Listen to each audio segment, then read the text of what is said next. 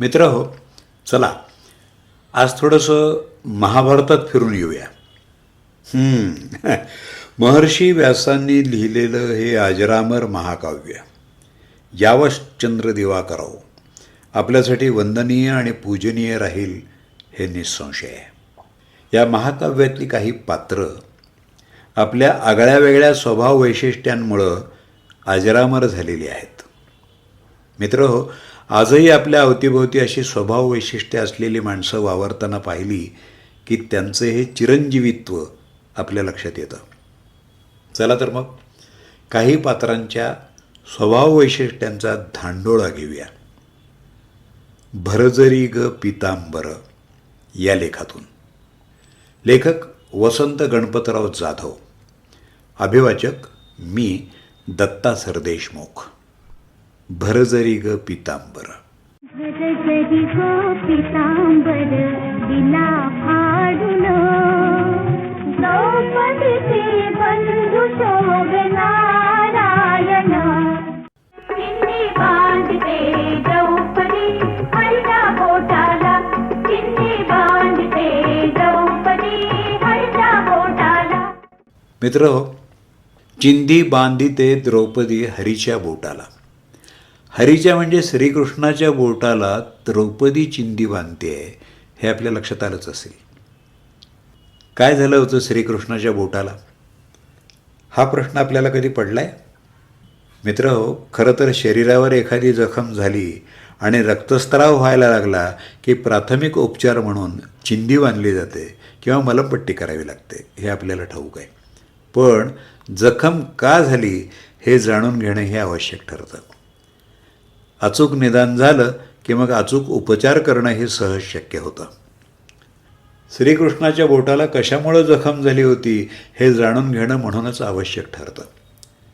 या अपघाताला निमित्त मात्र ठरलेला घटनाक्रम समजून घेतल्याशिवाय श्रीकृष्णाच्या बोटाला झालेल्या जखमेचं कारणही आपल्याला माहीत होणार नाही.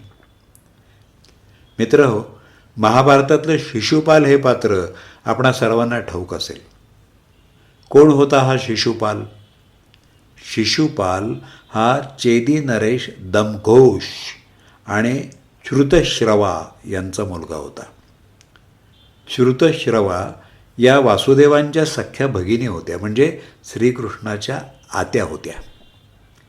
या नात्यानं शिशुपाल हा श्रीकृष्णाचा सख्खा आत्तेभाऊ होता. शिशुपाल हा पूर्वजन्मात श्रीविष्णूंचा द्वारपाल होता. पूर्वजन्मातलं त्याचं नाव जय होतं. नंतरच्या तिसऱ्या आणि अखेरच्या जन्मात तो शिशुपाल म्हणून जन्माला आला. शिशुपाल हा जन्मतःच काही शारीरिक व्यंग घेऊन जन्माला आलेला होता. त्याला 4 हात आणि 3 डोळे होते आणि विशेष म्हणजे तो राक्षसी प्रवृत्तीचा होता. त्याच्या जन्माच्या वेळी आकाशवाणी झाली होती, हा मुलगा अत्यंत पराक्रमी होईल आणि त्याचा मृत्यू अशा व्यक्तीकडून होईल की ज्याच्या मांडीवर बसता क्षणीच त्याचे 2 अतिरिक्त अवयव, 2 हात आणि 3रा डोळा नष्ट होतील, अशी आकाशवाणी झाली होती. श्रीकृष्ण आणि शिशुपाल हे दोघंही अजाणत्या वयात असताना एकदा असं घडलं की शिशुपाल हा श्रीकृष्णाच्या मांडीवर जाऊन बसला आणि एक चमत्कारच घडला. क्षणार्धात त्याचे अतिरिक्त अवयव, 2 हात आणि 3रा डोळा नष्ट झाले आणि त्याच क्षणी शिशुपालाचा वध श्रीकृष्णाच्या हातूनच होणार हे निश्चित झालं. तेव्हापासून शिशुपाल श्रीकृष्णाचा द्वेष करू लागला आणि बालवयापासूनच ते एकमेकांचे कट्टर शत्रू झाले. सुडानं पेटलेला शिशुपाल श्रीकृष्णाला अवमानित करण्याची एकही संधी सोडत नव्हता. वारंवार असं अवमानित होणं स्वाभिमानी श्रीकृष्णाला असह्य होत होतं. पण सख्या आत्याचा मुलगा सख्खा आत्तेभाऊ असल्यामुळं दुर्लक्ष करण्यापलीकडे श्रीकृष्ण काहीही करू शकत नव्हता. शिशुपालाच्या वागण्यात कोणताही बदल होत नव्हता. वारंवार सूचना देऊनही त्याच्या क्रूर आणि मत्सरी स्वभावात सुधारणा होण्याची सुतरामही शक्यता नसल्याचं लक्षात आल्यावरती श्रीकृष्णानं आपल्या आत्याला निक्षून सांगितलं, आत्या, शिशुपालाचे 100 अपराध भरल्यानंतर मी त्याचा वध करणार. त्यानं विनाकारण माझ्या संयमाची परीक्षा पाहू नये. पुढं पुढं हा वैरभाव अधिकच तीव्र होत गेला. इतर अनेक कारणांबरोबरच या कट्टर वैरभावाचं आणखी एक महत्त्वाचं कारणही समोर आलं. शिशुपाल हा आपल्या मामाच्या म्हणजे वासुदेवाच्या मुलीबरोबर सुभद्रेबरोबर विवाह करू इच्छित होता. परंतु या विवाहाला देवकी आणि वासुदेव जरासुद्धा अनुकूल नव्हते. श्रीकृष्णाचा तर ठाम विरोधच होता. सुभद्रेचा विवाह अर्जुनाबरोबर होणार असल्याचं अगोदरच निश्चित झालं होतं आणि अर्जुनाच्या तुलनेमध्ये शिशुपाल यत्किंचितही सरस नव्हता, किंबहुना तो अर्जुनाच्या पासंगालाही पुरणारा नव्हता. त्यामुळं सुभद्रेसाठी वर म्हणून तो कोणत्याही अर्थानं पात्र नव्हता. श्रीकृष्णाच्या ठाम आणि उघड विरोधामुळं शिशुपालाचा क्रोधाग्नी पेटून उठला होता आणि त्याच्या मनात श्रीकृष्णाबद्दल आत्यंतिक टोकाचा वैरभाव आणि सुडाची भावना जागृत झाली होती. श्रीकृष्णाला डिवचण्याची, अवमानित करण्याची एकही संधी शिशुपाल सोडायचा नाही. वारंवार असं अवमानित होऊन सुद्धा संयमी श्रीकृष्णानं शिशुपालाच्या अपराधांकडं वेळोवेळी दुर्लक्षच केलं. मात्र शिशुपालाच्या अपराधांची संख्या उत्तरोत्तर वाढतच होती. एकदा काय झालं, युधिष्ठिरानं आयोजित केलेल्या राजसूय यज्ञकर्मात श्रीकृष्णाला अवमानित करायचंच हे जाणीवपूर्वक ठरवून शिशुपालानं श्रीकृष्णाकडं एक जळजळीत कटाक्ष टाकून भर सभेत त्याची खिल्ली उडवत शेलक्या शब्दात निर्भत्सना केली. भर सभेत झालेला हा अपमान श्रीकृष्णाच्या चांगलाच जिव्हारी लागला. एव्हाना शिशुपालाचे 100 अपराध भरले होते.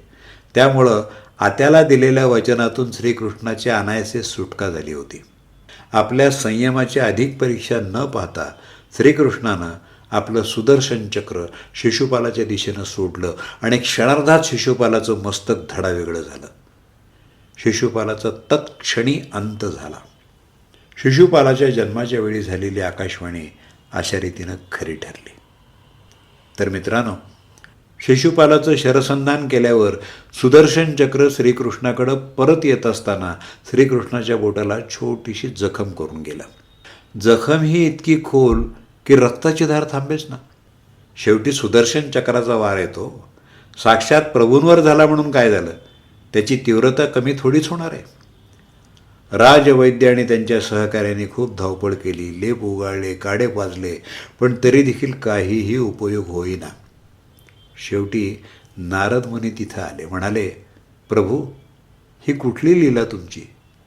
सगळे उपाय थकले, आता आपणच उपाय सांगावा.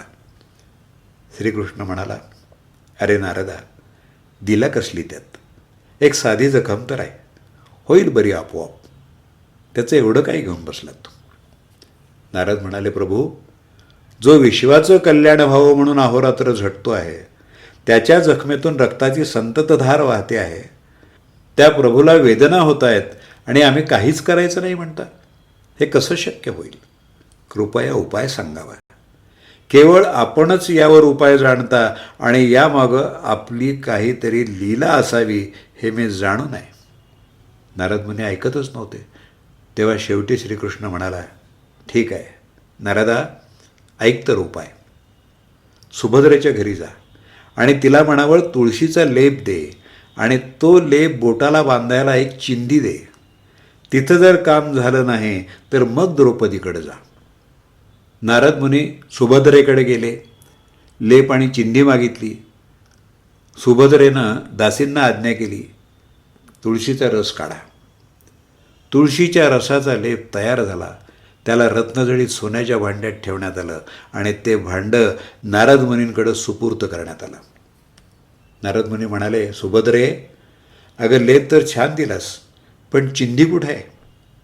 यावर सुभद्रा म्हणते, अहो मुनीवर, दासींनी खूप शोधलं, पण माझ्या एवढ्या भरजरी वस्त्रालयात चिंधी कुठून मिळावी? नारद मुनी मनातल्या मनात हसले. प्रभूंची लीला त्यांना आता उमगली होती.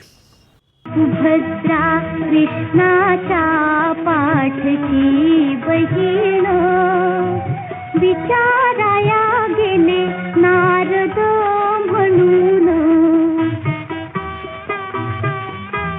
बोट श्री हरीचे कापले ग बाई, बांधायाला चिंधी लवकर वर देई.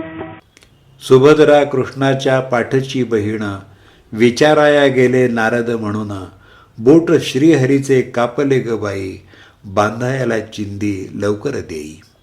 सुभद्रा बोलली, शालुनी पैठणी फाडू नका देऊ चिंदी तुम्हासी मी, पाठची बहीण झाली वैरीण, द्रौपदीसी बंधू शोभे नारायण. सुभद्रा बोलली,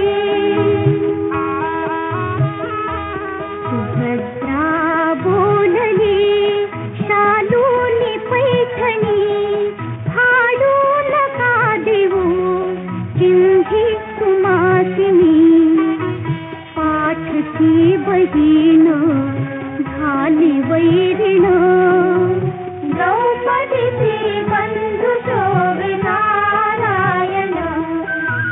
भरजरी ग पितांबर दिला फाडून, द्रौपदीचे बंधू शोभे नारायण. सुभद्रेचा निरोप घेऊन तिचा लेप न घेताच लगबगीनं ते द्रौपदीकडे रवाना झाले. नारद मुनींनी मागणी करायचा अवकाश द्रौपदीनं त्वरित स्वतः तुळशीच्या पानांचा रस काढून लेप तयार केला आणि पांडवांनी तिला भेट दिलेल्या त्रिभुवनातल्या सर्वाधिक किमतीचा असलेल्या शालूचा पदर तिनं फाडला आणि त्याची चिंदी बनवली. द्रौपदी बोलली हरीची मी कोण, द्रौपदी बोलली हरीची मी कोण, परी मला त्याने मानली बहीण, काळजाची चिंधी फाडून देईन, एवढे तयाचे माझ्यावरी ऋण. वसने देऊन प्रभू राखी माझी लाज, वसने देऊन प्रभू राखी माझी लाज, चिंदीसाठी आला माझ्या दारी हरी आज. त्रैलोक्य मोलाचे वसन दिले फाडून, त्रैलोक्य मोलाचे वसन दिले फाडून, द्रौपदीसी बंधू शोभे नारायण, द्रौपदीसी बंधू शोभे नारायण. द्रौपदी बोलली हरीची मी कोण, परी मला त्याने मानली बहीण, काळजाची चिंधी काढून देईन, एवढे तयाचे माझ्यावरी ऋण. वसने देऊन प्रभू राखी माझी लाज, चिंधीसाठी आला माझ्या दारी हरी आज. त्रैलोक्य मोलाचे वसन दिले फाडून, द्रौपदीचे बंधू शोभे नारायण. ही चिंधी बनवताना शालू खराब होईल, फुकट वाया जाईल, हा विचार देखील तिच्या मनाला शिवला नाही. मनात विचार होता, केवळ आणि केवळ कृष्णाला लवकरात लवकर बरं कसं वाटेल. असा लेप आणि चिंधी कृष्णाच्या बोटाला लावल्यानंतर त्याची रक्ताची धार तर लगेच थांबली आणि जखम देखील भरून आली. प्रेमाचे लक्षण भारी विलक्षण, प्रेमाचे लक्षण भारी विलक्षण, जैसी ज्याची भक्ती तैसा नारायण. रक्ताच्या नात्याने ना उपजे प्रेम, रक्ताच्या नात्याने ना उपजे प्रेम, पटली पाहिजे अंतरीची खूण. धन्य तोची भाऊ धन्य ती बहीण, धन्य तोची भाऊ धन्य ती बहीण, प्रीतीची खरी ती जगी लाभावीण. चिंधी पाहून हरी झाले प्रसन्न, चिंधी पाहून हरी झाले प्रसन्न, द्रौपदीसी बंधू शोभे नारायण. भरजरी ग पितांबर दिला फाडून, द्रौपदीसी बंधू शोभे नारायण. प्रेमाचे लक्षण भारी विलक्षण, जैसे ज्याची भक्ती तैसा नारायण.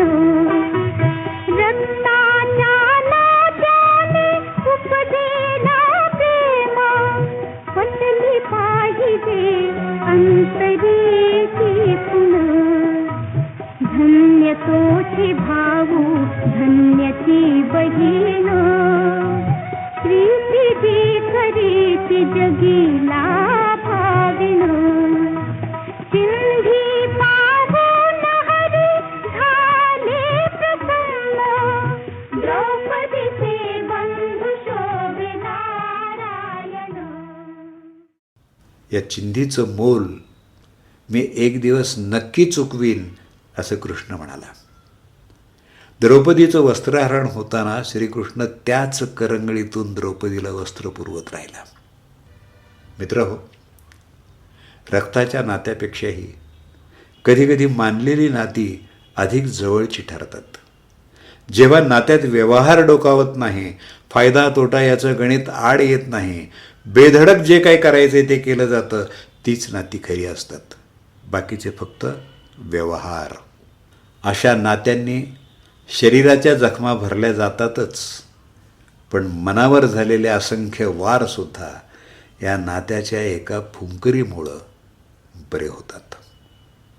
मित्रहो, दरवर्षी रक्षाबंधनाचा सण येतो आणि बहीण भावाच्या प्रेमाच्या कथा अधोरेखित करतो. बहीण भावाच्या प्रेमाची कथा म्हटली की भारतीय जनमानसाला 2 नावं हमखास आठवतात. ती कृष्णा आणि तो कृष्णा. ती 5 पतींची पत्नी, तोही अनेक पत्नींचा पती, शिवाय अनेक गोपिकांचा प्रियकर, प्रिय पुरुषोत्तम. पण तरी तिचा जीव त्याच्यात आणि त्याचा जीव तिच्यात गुंतलेला. एक वेगळं सख्य होतं दोघांमध्ये. या मनीचे भाव त्या मनी सहज कळत होते. 5 पतींची पत्नी आणि 5 पुत्रांची माता, पांचालांची राजकन्या आणि कुरूंची स्नुषा असलेल्या आपल्या तेजस्वी सखीच्या हृदयात कसलं शल्य आहे हे कृष्णाला नेमकं उमगत होतं. तर अर्जुनासारखा सखा, सुभद्रेसारखी भगिनी, रुक्मिणी, सत्यभामासारख्या सहचारिणी आणि राधेसारखी प्रेयसी असतानाही कृष्णाच्या मनी आपल्याला विशेष स्थान आहे हे द्रौपदी जाणून होते. जगरहाटीनं या दोघांमधल्या अनोख्या नात्याला, त्यांच्यातल्या सख्यत्वाला बंधू भगिनीच्या नात्याचं नाव दिलं. घरजरी गोपितांबर दिला फाडून, द्रौपदीचे बंधू शोभे नारायण. मित्रहो, महाभारतातल्या श्रीकृष्ण, शिशुपाल, सुभद्रा, द्रौपदी, नारद मुनी या पात्रांची काही स्वभाव वैशिष्ट्य आपण भरजरी ग पितांबर या लेखातून जाणून घेतली. आपल्या अवतीभोवती अशी माणसं वावरतात हे आपल्या लक्षात आलं असेल. या लेखाचे लेखक वसंत गणपतराव जाधव, पुणे. त्यांचा मोबाईल नंबर 9881490170. या लेखाचं अभिवाचन केलं मी, दत्ता सरदेशमुख. माझा व्हॉट्सअप नंबर 8329730186. हे वाचन आपल्याला आवडलं असेल तर आपल्या मित्रांना, स्नेहांना जरूर फॉरवर्ड करा.